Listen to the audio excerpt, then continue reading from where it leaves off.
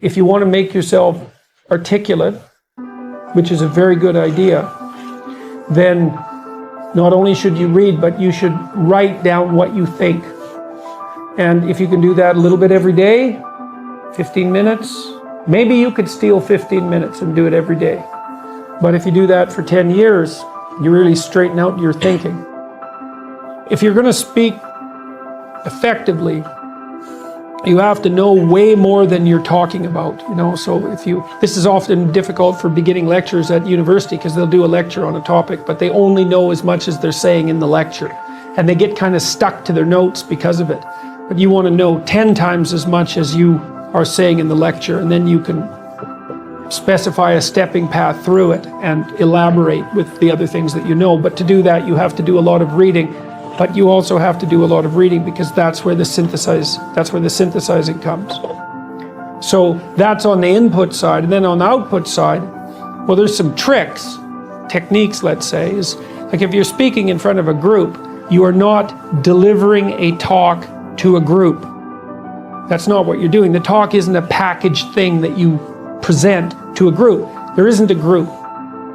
There's a bunch of individuals, and you talk to them. So when I talk to a group, I always talk to people one at a time.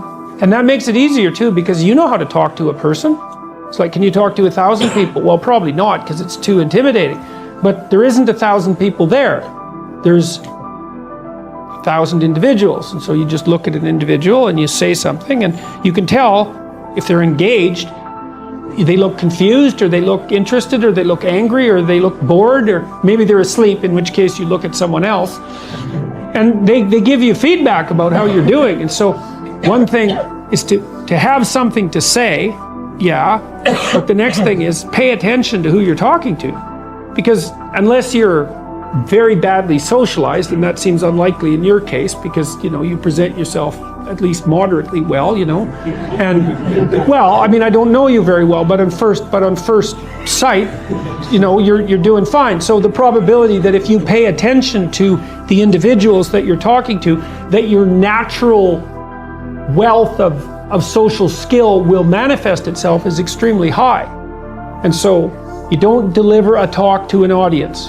That's a really bad way of thinking about it. You're actually engaged in a conversation with an audience. Even if they're not talking, they're nodding and shifting position and looking like this, and you can pull all that in and use it to govern the level at which you're addressing the entire audience. So the last thing I would say is, well, having the aim to be a good communicator is a good start. And you think, well, I could buttress that to some degree. Well, there isn't anything that you can possibly, this is the whole point of a liberal education, there isn't anything that you can possibly do that makes you more competent in everything you do than to learn how to communicate. I don't care if you're going to be a carpenter. I mean, being a carpenter, by the way, is very difficult, especially if you're a good carpenter. But if you're good at communicating as a carpenter, you're like 10 times better as a carpenter. So, and this is something that the liberal arts colleges, I think, I don't know if they've forgotten it, but they don't do a very good job of marketing. It's like, well, what's the use of a bachelor's degree, a Bachelor of Arts? It's like, well, you can think, you can write, you can speak, you've read something. It's like, the economic value of that is incalculable. The people that I've watched in my life who've been spectacularly successful they have skills. Clearly, that's a minimum precondition. But they're also very, very good at articulating themselves. And so whenever they negotiate, they're successful.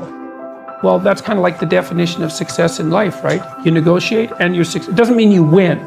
Because if you're a good negotiator, if you're a really good negotiator, everybody walks away from the negotiation thrilled. And so then people line up to do things with you. So, and that's all dependent on your ability to communicate.